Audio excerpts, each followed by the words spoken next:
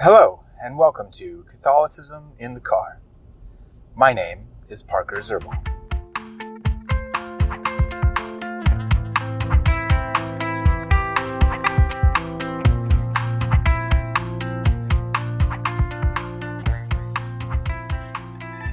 I want to continue once again talking about this argument against contraception from natural reason. Now, I guess the term natural reason is kind of a redundant term.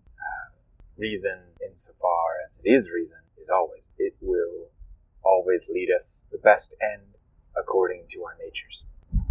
We have kind of worked through this issue a bit so far, and have, I think, figured out that the basis for anti-contraceptive morality is one from nature.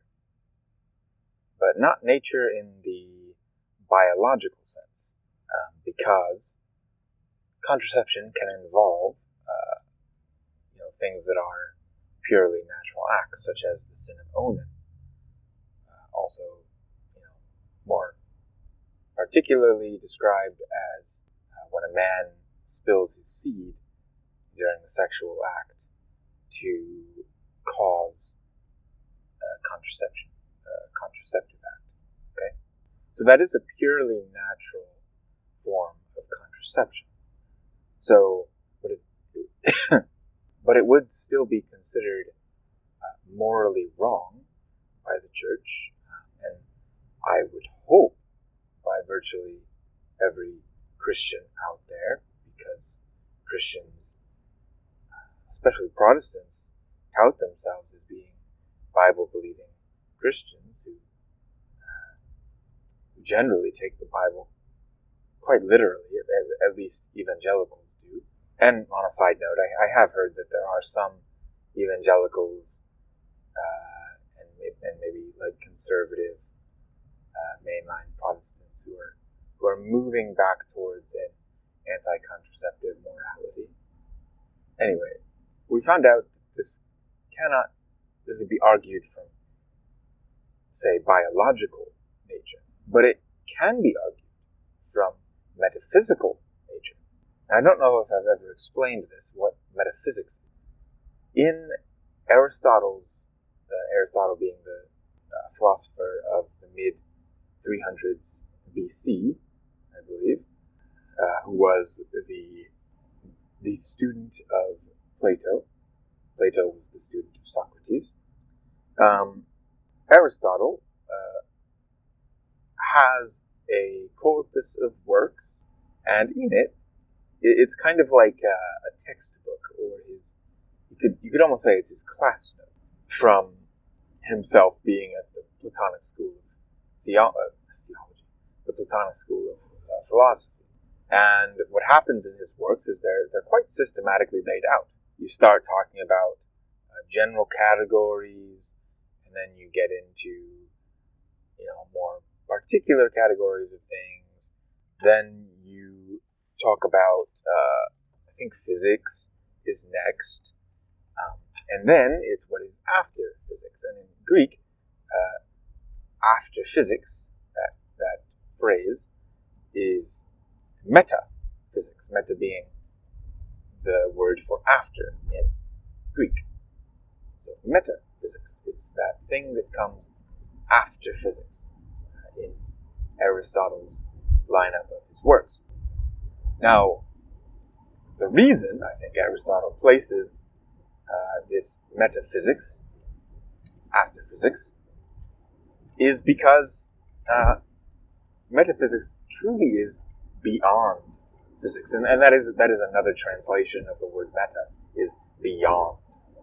So it's beyond the physical world, it's beyond physics. Okay, and there have been many people in the modern age who have derided metaphysics and said it's just this useless armchair philosophy. Now my question to that is, what is philosophy except really armchair philosophy? When it stops being that, it generally becomes something else. It starts blending itself with other disciplines. and kind of loses its place in the academic world. Now, I mean, not armchair philosophy specifically. There are things in philosophy that can be done,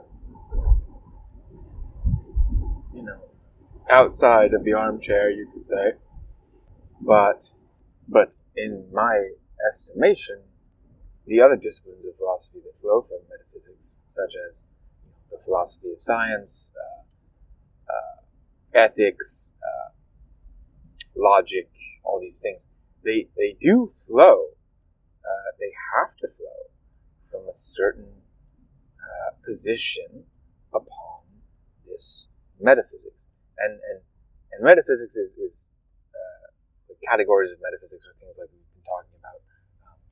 Now these were later parceled out more in the Middle Ages, but the difference between realism, nominalism, and then as you continue on in history with Protestant revolt and the Enlightenment, you get kind of a further nominalism, a further theistic type of nominalism,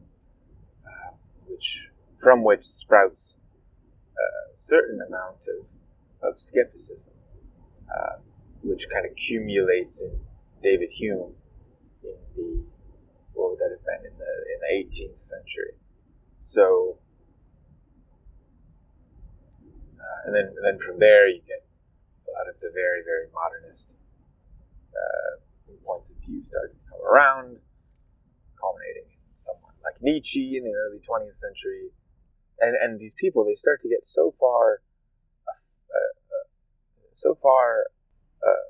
afoul from their basic metaphysical roots that they start to think that those roots do not exist, or that they're just useless.